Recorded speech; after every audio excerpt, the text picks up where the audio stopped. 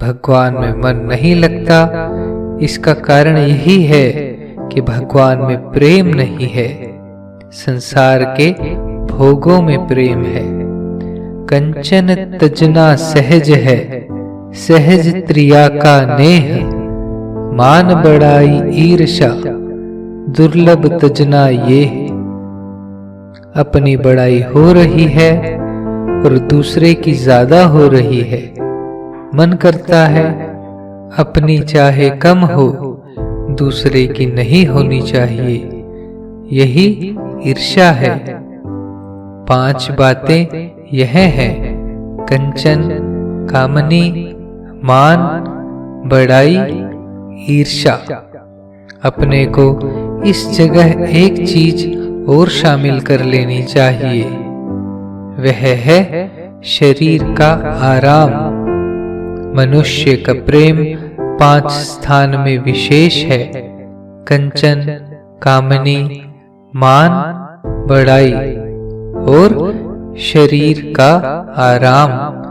इनमें जो प्रीति है वह अज्ञान से ही है। आरंभ में इनमें सुख प्रतीत होता है, किंतु नतीजा दुख ही दुख है। इन सब बातों को सोचकर हमें इनसे हटना चाहिए। गीता में भगवान कहते हैं, न तेषु रमते बुद्ध, अर्थात बुद्धिमान विवेकी पुरुष उनमें नहीं रमता। दूसरी बात है, भगवान में प्रेम होना चाहिए। भगवान ही प्रेम के लायक हैं और कोई प्रेम के लायक नहीं है। आप पूछें, महात्मा क्या प्रेम के लायक नहीं है?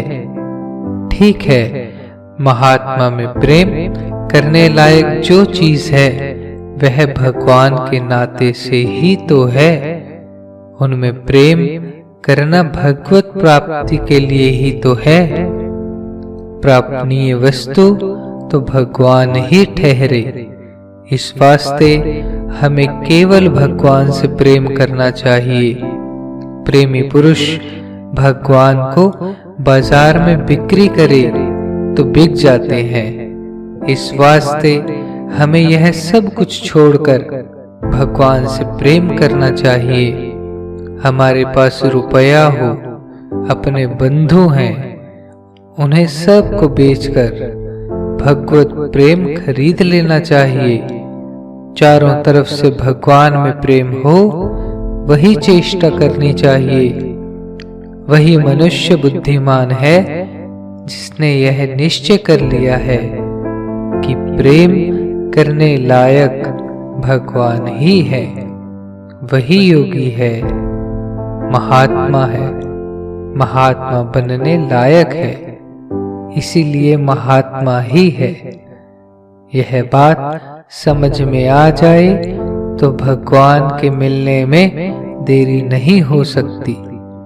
सारा संसार एक तरफ, भगवान का प्रेम एक तरफ, तो समुद्र की एक बूंद जितनी इज्जत भी सारे संसार की नहीं है। यह बात समझ में आ जाए तो देरी का काम नहीं है। यह बात समझनी चाहिए।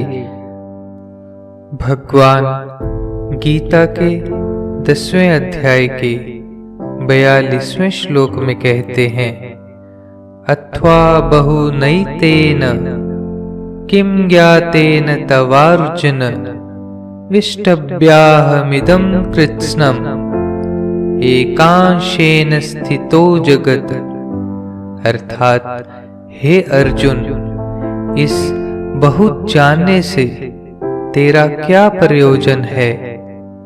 मैं इस संपूर्ण जगत को अपनी योग माया के एक अंश मात्र से धारण करके स्थित हूँ, इसलिए मेरे को ही तत्व से जानना चाहिए। सारे ब्रह्मांड का मूल्य है, वह भगवान के समान कैसे हो सकता है? क्योंकि सारा ब्रह्मांड उनके एक अंश में है। इस वास्ते सारे संसार का तिरस्कार कर देना चाहिए। तिरस्कार का मतलब है उपराम होना चाहिए। तिरस्कार हो सकता है वैराग्य के द्वारा। इस वास्ते भगवान ने गीता के 15वें अध्याय के 3 श्लोक में कहा, अश्वत्थमेनं सुविरूढ़ मूलम असंग शस्त्रेण दृढ़ेन छित्त्वा। अर्थात इसलिए इस अहंता, ममता और वासना रूप अति दृढ़ मूलों वाले संसार रूप पीपल के वृक्ष को दृढ़ वैराग्य रूप शस्त्र द्वारा काटकर, दृढ़ वैराग्य रूपी शस्त्र द्वारा उसे काट डाले। काटने का मतलब है संसार को भुला देना, संसार का नाम निशान ही नहीं रहने दे, संबंध विच्छेद कर दे। चित्त की वृत्तियों में बार बार वैराग्य की भावना करके जोश चढ़ावे। जिस प्रकार अस्त्र को धार पर चढ़ाया जाता है, उसी प्रकार वैराग्य की धार चढ़ाकर तैयार रखना चाहिए। सत्संग, विचार, सत्शास्त्र ये इसके वास्ते क्षाण है। तीक्ष्ण धार बनावे, फिर संसार को काटे। वैराग्य रूपी शस्त्र को तैयार रखें। कोई भी फुरना हो उसे काट डालें। वैराग्य के नशे में चूर होकर विचरें। जिस प्रकार शुकदेव जी, जड़ भरत जी विचरण किया करते थे, बहुत से ऐसे विरक्त महात्मा संन्यास आश्रम में तथा गृहस्थ में हो गए हैं। ऐसे महान पुरुष हो गए हैं जैसे राजा जनक, राजा अश्वपति। इनकी स्वयं भगवान ने महिमा गाई है। भगवान खुद गीता के 3 अध्याय के 20वें श्लोक में कहते हैं, कर्मणैव हि संसिद्धिम आस्थिता जनकादयः। अर्थात इस प्रकार जनकादि ज्ञानी जन भी आसक्ति रहित कर्म द्वारा ही परम सिद्धि को प्राप्त हुए हैं। जनकादि राजा संसिद्धि को प्राप्त हो गए। गृहस्थाश्रम में रहता हुआ भी ऐसा पुरुष सन्यासी और योगी है। और भगवान गीता के 5वें अध्याय के 3 श्लोक में कहते हैं, जैसे नित्य सन्यासी यो न द्वेष्टि न कांक्षति निर्द्वंद्वो हि महाबाहो सुखम बंधात प्रमुच्यते। अर्थात इसलिए हे अर्जुन, जो पुरुष न किसी से द्वेष करता है और न किसी की आकांक्षा करता है, वह निष्काम कर्मयोगी सदा सन्यासी ही समझने योग्य है। क्योंकि राग द्वेषादि द्वंद्वों से रहित हुआ पुरुष सुखपूर्वक संसार रूपी बंधन से मुक्त हो जाता है।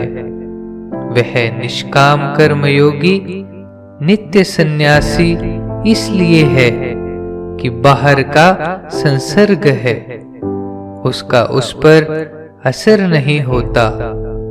जो सन्यास आश्रम में है वह सदा सन्यासी नहीं है, क्योंकि जब वह भिक्षा मांगता है तब लोगों से बात करता है, तब वह बाहर का सन्यासी नहीं है, गृहस्थ है। वह बाहर से तो सब काम करता है, किंतु भीतर से उसका सन्यास अटल है। इसलिए वह सुखपूर्वक बंधन से छूट जाता है। संन्यास आश्रम में सुखपूर्वक बंधन से नहीं छूटता। उस गृहस्थ को बाहर के पाप लिपायमान नहीं कर सकते। जिस प्रकार कमल के पत्ते को जल स्पर्श नहीं कर सकता और उस पत्ते पर जल ही शोभा पाता है, वह पत्ता कमल के जल से लिपायमान नहीं होता। यदि कोई महात्मा पुरुष राज्य करता है तो वह राम राज्य है। संसार के भोग भी वहां दीप्त होने लग जाते हैं। जिस प्रकार कमल के पत्ते पर पड़ा हुआ जल का बिंदु चमकता है, गृहस्थ है वह भीतर का त्यागी है, इसलिए वह सदा सन्यासी है। ऐसा कर्मयोगी सुखपूर्वक सब बंधनों से छूट जाता है। सांख्य योगी को कर्म योग का आश्रय लेना पड़ता है, नहीं तो उसके बंधन छूटने में कठिनता है। गीता के 5वें अध्याय के 6 श्लोक में आया है, संन्यास्तु महाबाहो दुःखमाप्तुम योगतः योगयुक्तो मुनिर्ब्रह्मः न चिरेणादि गच्छति। अर्थात परंतु हे अर्जुन, निष्काम कर्म योग के बिना संन्यास अर्थात मन, इंद्रियों और शरीर द्वारा होने वाले संपूर्ण कर्मों में कर्तापन का त्याग प्राप्त होना कठिन है। और भगवत स्वरूप को मनन करने वाला निष्काम कर्म योगी पर ब्रह्म परमात्मा को शीघ्र ही प्राप्त हो जाता है। योग युक्त मुनि जल्दी ही परमात्मा को प्राप्त हो जाता है। गीता के 5वें अध्याय के 2 श्लोक में आया है, संन्यासः कर्मयोगश्च निःश्रेयसकरावुभौ तयोस्तु कर्म संन्यासात् कर्मयोगो विशिष्यते। अर्थात इस प्रकार अर्जुन के पूछने पर श्री कृष्ण महाराज बोले, हे अर्जुन, कर्मों का संन्यास अर्थात मन, इंद्रिय और शरीर द्वारा होने वाले संपूर्ण कर्मों में कर्तापन का त्याग और निष्काम कर्मयोग अर्थात समत्व बुद्धि से भगवत प्रीत्यर्थ कर्मों का करना, यह दोनों ही परम कल्याण के करने वाले हैं। परंतु उन दोनों में भी कर्मों के संन्यास से निष्काम कर्म योग साधन में सुगम होने से श्रेष्ठ है।